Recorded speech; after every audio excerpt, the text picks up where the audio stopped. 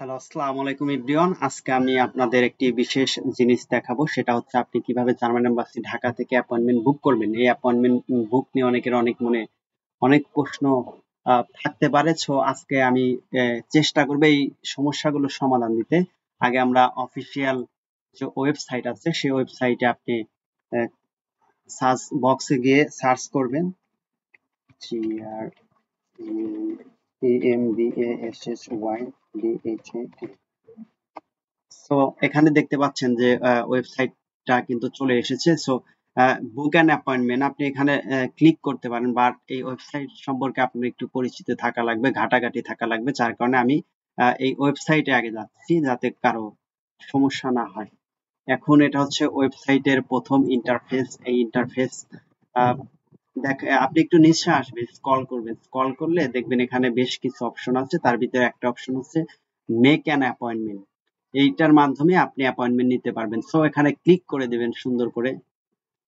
তারপরে আমরা কি করব, অ্যাপয়েন্টমেন্ট নেওয়ার হচ্ছে দুটো পদ্ধতি আছে, কোনটা কারা ইউজ করবে। এই দুটোই হচ্ছে অ্যাপয়েন্টমেন্ট নেওয়া যায়। একটা হচ্ছে সেনজেন অ্যাপ্লিকেশন, যারা টুরিস্ট ভিসার জন্য যাবেন এবং বিভিন্ন অফিসের কাজকর্মে তারা হচ্ছে এটা। আর যারা হচ্ছে স্টুডেন্ট আছেন তারা হচ্ছে যে here in our online booking system, এখানে আপনি ক্লিক করবেন। ক্লিক করার পর এখানে সুন্দর একটা ইন্টারফেস এসেছে। এই ইন্টারফেসটা আপনারা সুন্দর মতো দেখে নিতে পারেন, যে যার মতো বা একটু পড়ে নিবেন। পড়াটা হচ্ছে উচিত। আমার যেহেতু সময়টা একটু কম, যার কারণে আমি পড়তে পারছি না। সো নিচে একবারে নিচে দেখবেন এই যেখানে কন্টিনিউ লেখা আছে। তারপর এখানে আরেকটা ইন্টারফেস দেখা দিচ্ছে যে আপনার কিভাবে আপনি অ্যাপয়েন্টমেন্টটা কোনটা কাদের জন্য। এখানে লেখা আছে যে ফ্যামিলি রিইউনিয়ন এবং হচ্ছে এমপ্লয়মেন্ট। আমরা যেহেতু স্টুডেন্ট, সেক্ষেত্রে আমরা কি করব, নিচেরটা চুজ করব বা বেছে নেব। কেন বেছে নেব, এখানে লেখা আছে appointment wait list registration for students, scholarship holders, PhD and scientist. অর্থাৎ যারা স্কলারশিপ পাবেন, পিএইচডি বা সায়েন্টিস্ট, পিএইচডি করার জন্য যারা যাবেন, কিংবা যারা স্টুডেন্টস, তারা হচ্ছে এই নিচেরটা ক্লিক করবেন, কন্টিনিউ দিবেন। এখন সুন্দর একটা ইন্টারফেস চলে আসছে। আপনি এটা আপনার উচিত হবে যে এটা পড়ে দেখা, কারণ এখানে লেখা আছে যারা স্কলারশিপ পাবে তাদের ওয়েটিং পিরিয়ড কিন্তু কম, খুবই কম। বা যারা পিএইচডির জন্য যাবে তাদের ওয়েটিং পিরিয়ড কম, খুবই কম। এটা কিন্তু সুন্দরভাবে লেখা আছে, পুরাটা আপনি পড়তে পারবেন। সো আর যারা হচ্ছে ব্যাচেলার এবং হচ্ছে মাস্টার্স এর জন্য যাবে তাদের হচ্ছে যে 19 মাস হচ্ছে ওয়েটিং পিরিয়ড।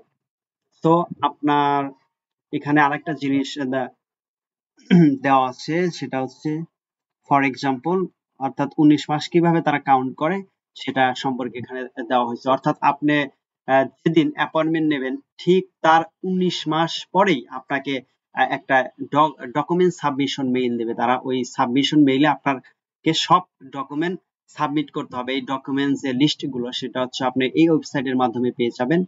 সেটা আমি আজকে আর দেখাচ্ছি না। আজকে শুধু কিভাবে অ্যাপয়েন্টমেন্টটা নেবেন বা বুক করবেন সেটা আজকে দেখাবো। এখানে দেখেন লেখা আছে নিউ অ্যাপয়েন্টমেন্ট। এই নিউ অ্যাপয়েন্টমেন্টে আপনি ক্লিক করেন, এই যে সুন্দর একটা ইন্টারফেস চলে আসে।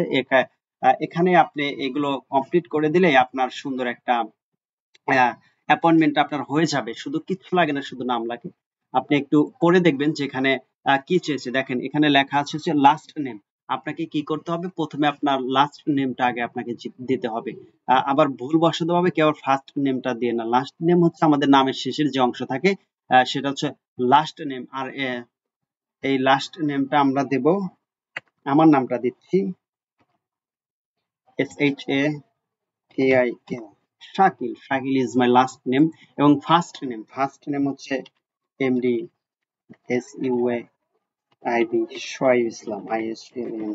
আমি আমার নামটা দিয়েছি। এখন হচ্ছে ইমেল। এই ইমেলটা হচ্ছে আপনাকে সাবধানতা অবলম্বন করে দিতে হবে এবং বারবার চেক করতে হবে। এবং আপনি কি করবেন, স্ক্রিনশট রাখতে পারবেন, যে রাখতে পারেন, সেটা আপনার ইচ্ছা, কিংবা ছবি তুলে রাখবেন যে ইমেল আইডিটা যাতে সঠিক হয়। আমি আমার ইমেল আইডি দিচ্ছি।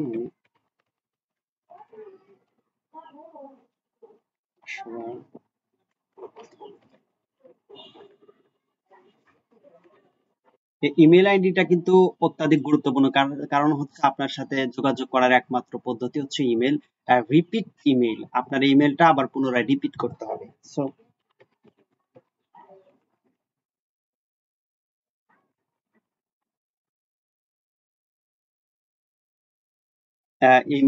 ইমেলটা আপনি বারবার প্রয়োজনে আপনি 101 বার দেখবেন, কিন্তু এটা কিন্তু ভুল করা যাবে না।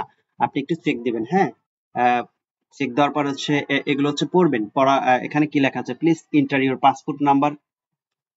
ওকে, এখানে বলা হচ্ছে পাসপোর্ট নাম্বারটা দিতে। এখন ব্র্যাকেটের মধ্যে আরেকটা কথা লিখছে, no empty space between numbers and alphabet. আপনি যখন দেখবেন যে আপনার পাসপোর্ট নাম্বারে কি লেখা আছে, এখানে নাম্বারও লেখা আছে এবং আলফাবেটও কিন্তু লেখা আছে, সেক্ষেত্রে আপনি কি করবেন, স্পেস রাখবেন না, হ্যাঁ। যেটা আছে সেটা সুন্দর করে দিবেন। আমি আমারটা দিয়ে দিচ্ছি, এ 35 35, এই যে আমারটা এখানে চলে আসছে, হ্যাঁ। আমি এটা দিয়ে দিলাম, হ্যাঁ।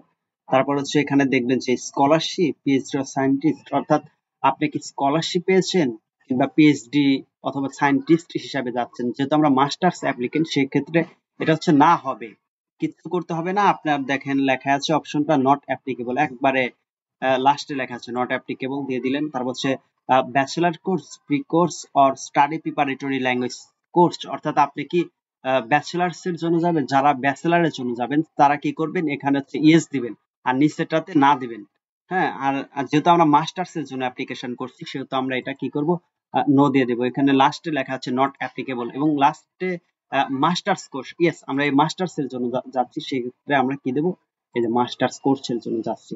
এখানে একটা কথা লেখা আছে, সেটা হচ্ছে অ্যাডমিশন অলরেডি ডেটা রিসিভ, অর্থাৎ আপনি কি অফার লেটার পেয়েছেন অথবা পাননি। যেহেতু আমাদের 19 মাস ওয়েটিং পিরিয়ড আছে, সেক্ষেত্রে আমরা কিন্তু অফার লেটার পাইনি, সো আমরা এখানে নির্দ্বিধায় না দিতে পারি। অনেকে কিন্তু ইয়েস দেয়, ইয়েস নো ডাজন্ট ম্যাটার, তবে না দেওয়াটাই উত্তম সবাই মনে করে, সো আপনি এটা করতে পারেন, হ্যাঁ। না দেওয়াটাই বেটার। আর এখানে একটা ক্যাপসা, এই ক্যাপসাটা অনেকেই কিন্তু বুঝতে পারে না, যারা বুঝতে পারবে না তারা কি করবেন, লোড অ্যানাদার পিকচার্স। সো এই যে লোড নিয়ে গেল, আবার বুঝলেন না, আবার লোড দিবেন, ডাজন্ট ম্যাটার, আপনার ইচ্ছা যতবার খুশি দিবেন, বাট এখানে বেশি না দেওয়াই উত্তম। আপনি আশা করছি যে বুঝতে পারবেন, বাট যদি একেবারে না বুঝেন তাহলে আপনি করবেন। এখন এই ক্যাপচারে যা আছে সেটা লিখবেন, সাবমিট করে দেবেন, আপনার কাজ শেষ। তারপরে এই ইমেলটা যখন এই অ্যাপয়েন্টমেন্টটা যখন বুক হয়ে যাবে, আপনাকে একটা নোটিফিকেশন এখানে দেখাচ্ছে যে ইওর অ্যাপয়েন্টমেন্ট হয়েছে। তারপরে আহ, তারপরে কি, তারপরে আপনার হচ্ছে ইমেইলে একটা ইমেল আসবে যে অ্যাপয়েন্টমেন্টটা কি আদৌ তারা অ্যাকসেপ্ট করেছে বা দেখেছে। আহ, তারা আপনাকে নতুন একটা ইমেইলে এটা জানাবে, ইনশিওর করবে যে আপনার অ্যাপয়েন্টমেন্টটা বুকিং হয়েছে। তারপরে কি করবেন, যারা হচ্ছে আপনার সামারের জন্য অ্যাপ্লিকেশন করে, তারা মূলত এভরি ইয়ার্স তারা কি করে, এই জুলাই মাসে অ্যাপয়েন্টমেন্ট নেয়। জুলাই মাসের 15 থেকে 30 তারিখের মধ্যে অ্যাপয়েন্টমেন্ট নিয়ে থাকে, যা তারা ধরেন এটা হচ্ছে 2024, এই 24 সালে যদি আপনি এই জুলাই মাসে অ্যাপয়েন্টমেন্ট নেন, তাহলে 25 সালে আপনি ই ইনটেকটা ধরতে পারবেন, সামার ইনটেকটা আপনি সুন্দরভাবে ইজিলি ধরতে পারবেন। আপনার 19 মাস ওয়েটিং পিরিয়ড অনুযায়ী আপনার কি হবে, উম পরবর্তী বছরে 2025 সালে আপনার মার্চ মাসে হয়তো আপনার কি আসবে, ডক সাবমিশন মেইল আসবে। ডক সাবমিশন মেইল আসলে কিংবা ফেব্রুয়ারিতে আসতে পারে, সেটা হচ্ছে আপনার এম্বাসির উপর নির্ভর করবে। ডক সাবমিশন মেইলে আপনি সবকিছু সাবমিট করে দেবেন, সাবমিট করার পরে ইন্টারভিউ ডেট আসবে, সো আপনি ইজিলি চলে যেতে পারবেন। সো আপনার লক্ষণীয় বিষয় হচ্ছে যে আপনি যে ইউনিভার্সিটি অ্যাপ্লাই করছেন সেটার ডেডলাইনটা আপনার সুন্দরভাবে দেখে নাও। কেন দেখে নেবেন, আপনার হচ্ছে একটা ইউনিভার্সিটি যে ডেডলাইন আছে, সেই ডেডলাইন ধরেন মনে করেন হচ্ছে ডেডলাইন, যে কোনো ইউনিভার্সিটি ডেডলাইন শেষ তারিখ হচ্ছে নভেম্বরের 5 তারিখ। নভেম্বরের 5 তারিখ হচ্ছে শেষ ডেডলাইন, শেষ। আর এর আগে হচ্ছে একটা অ্যাপ্লিকেশন পিরিয়ড থাকে, যেমন সেপ্টেম্বর, অক্টোবর। আপনার অক্টোবর থেকে নভেম্বরের 5 তারিখ পর্যন্ত হচ্ছে আপনার অ্যাপ্লিকেশন পিরিয়ড, এর মধ্যে আপনাকে আবেদন করতে হবে। সো আপনি যে কোনো দিন আবেদন করলে সেক্ষেত্রে কি হবে, অ্যাপ্লিকেশন ডেডলাইন যেহেতু নভেম্বরের 5 তারিখে, সেহেতু পরবর্তী 4 সপ্তাহ, 4 উইকস অথবা 1 মাস, হ্যাঁ, এর ভিতরে আপনাকে অফার লেটার অথবা রিজেকশন লেটার ইউনিভার্সিটি দিয়ে দেবে। সো এটা প্যারা খাওয়ার কোনো দরকার নেই, এটাই হচ্ছে নিয়ম। তো আশা করছি সবাই বুঝতে পেরেছেন। তারপরে যদি কেউ কোনো কিছু যদি না বুঝে থাকেন, তাহলে অবশ্যই আমাকে কি করবেন, কমেন্টস করবেন। আর হচ্ছে আমার যে বইটা আছে, বই সম্পর্কে আমার কিছু লেকচার আছে, সামনে আরো লেকচার আসবে। কোন বিষয়ে আপনি এই ল্যাঙ্গুয়েজটা শিখবেন, কিভাবে শিখবেন সেগুলো সম্পর্কে যদি কোনো প্রশ্ন থাকে তাহলে আমাকে করতে পারেন। ইনশাআল্লাহ আমি চেষ্টা করব উত্তর দেওয়ার জন্য। সর্বোপরি কারো যদি কোয়েশ্চেন থাকে কমেন্টস বক্সে অবশ্যই করবেন। আমি ইনশাআল্লাহ আমার সময় মতো আমি আপনাদের অ্যান্সার দেব। আমি দেওয়ার চেষ্টা করব যতটুকু পারি। সো আপনি সুন্দরভাবে এরকম ভাবে দিবেন। দেওয়ার পরে আপনি কি করবেন? সাবমিট করবেন। সাবমিট করলেই ইনশাআল্লাহ হয়ে গেল। পরবর্তীতে আপনাকে তো একটা ইমেইলে দিয়ে তারা কনফার্ম করবে। অর্থাৎ যেটাকে বলা হয় কনফার্মেশন মেইল। অর্থাৎ আপনার এটা কি বুক হয়েছে কি হয়নি সেটার জন্য আপনি কনফার্মেশন মেইলটা দেবে। সো প্যারা খাওয়ার দরকার নেই। আশা করছি যে আপনার পথ চলা অনেক সুন্দর হোক। আর যদি কোনো প্রশ্ন থাকে অবশ্যই আমাকে করবেন। সকলকে ধন্যবাদ। আর চ্যানেলটাকে একটু অবশ্যই সাপোর্ট করবেন। সাপোর্ট মানে হচ্ছে একটু সাবস্ক্রাইব করা। সো সেটা আপনার ইচ্ছা। আপনি যদি মনে করেন সেটা ইম্পর্টেন্ট সো আপনি করতে পারেন। আর যদি মনে করেন দরকার নেই সেটা আপনার ব্যক্তিগত ইচ্ছা। উপকার যদি হয়ে থাকেন তাহলে অনুরোধ থাকবে যে একটু সাপোর্ট করা। ধন্যবাদ সকলকে। ভালো থাকবেন। আসসালামু আলাইকুম।